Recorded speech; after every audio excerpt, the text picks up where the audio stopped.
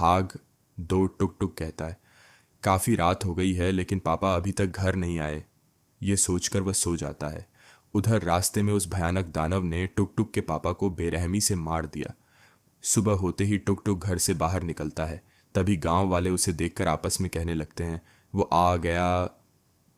टुक टुक देखता है कि एक जगह बहुत बड़ी भीड़ लगी हुई है। वह दौड़कर वहां पहुंचता है।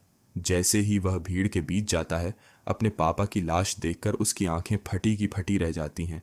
गुस्से और दर्द से कांपते हुए टुक टुक चिल्लाता है, यह किसने किया?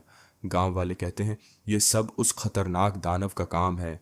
अपने पिता का अंतिम संस्कार करने के बाद टुक टुक उन्हें कब्रिस्तान में दफना देता है। फिर वह आसमान की ओर देखकर कसम खाता है, मैं उस दानव को कभी नहीं छोड़ूंगा।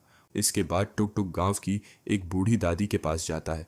हाथ जोड़कर कहता है, दादी कृपया मेरी मदद कीजिए। दादी कहती हैं, बेटा तुम्हारे पीछे जो पुराना बरगद का पेड़ है उसके नीचे एक महान बाबा रहते हैं, वही तुम्हारी मदद कर सकते हैं।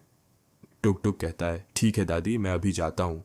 दादी उसे सावधान करते हुए कहती हैं, संभल कर जाना बेटा, आगे का रास्ता आसान नहीं है।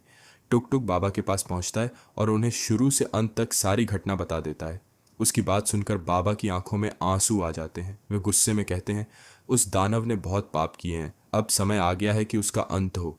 मैं तुम्हारी पूरी मदद करूंगा। आगे क्या होगा? क्या टुक टुक और बाबा मिलकर दानव को हरा पाएंगे? जानने के लिए कमेंट करें। पार्ट 3 जल्द आएगा।